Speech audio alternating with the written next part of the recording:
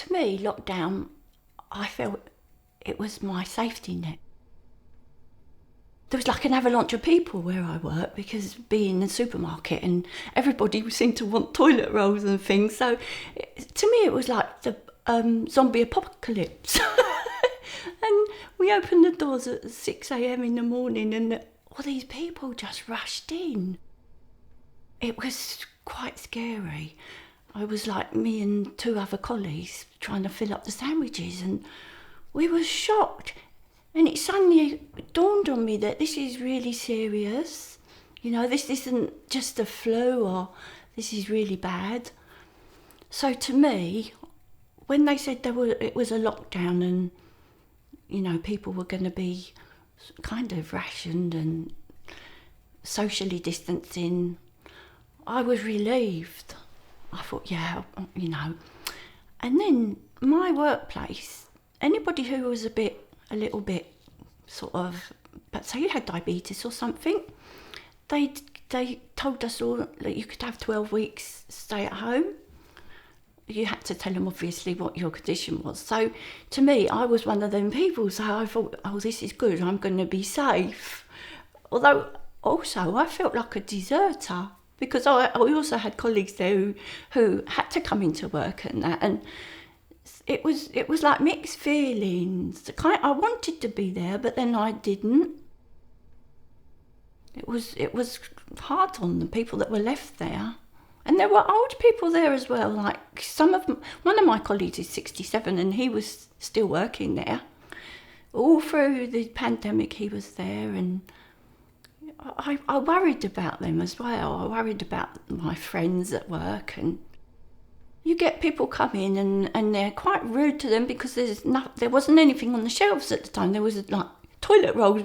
It wasn't our fault there were no toilet rolls, but we were getting abuse for that. And also people just didn't seem to keep a distance from them. It was almost like you were invisible.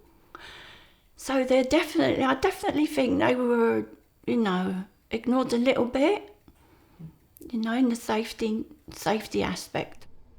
And then I'd hear about somebody had caught COVID and I was like, oh my God, COVID is actually at my workplace. You know, is it gonna kill my friends? A lot of them lost family as well. One of my friends, he lost his mum and his dad through COVID, and the scary thing is that he didn't know if he brought it home to them. It's almost like, you know, you're killing your parents in a way. There's a lot of people I know that have had hospital appointments that have been cancelled, and they're kind of worried about them, things that, you know, you forget about them because suddenly this COVID thing is so much more important than, say, your kidney's a bit dodgy or your eyesight's like funny and you miss appointments for that.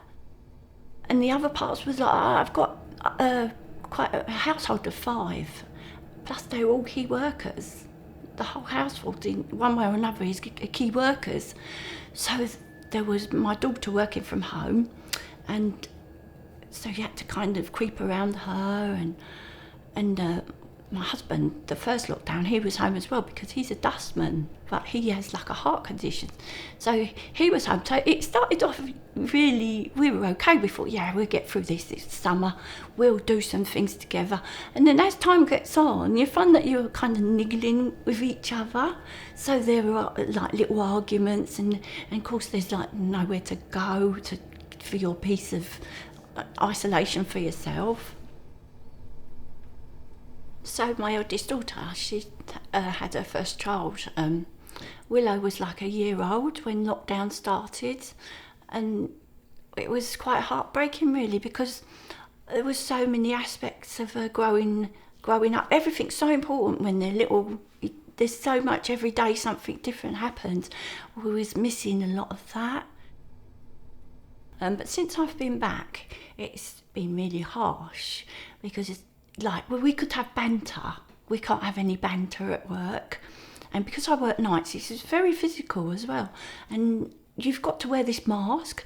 Trying to do physical work with a mask on is very hard, because you're panting and like lifting things and trying to rush. Everything's a rush in a supermarket at night.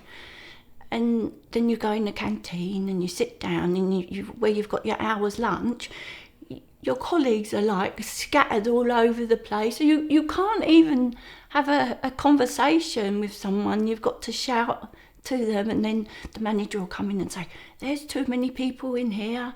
You're only meant to be 16, somebody's going to have to go outside." And it was hard. It is hard.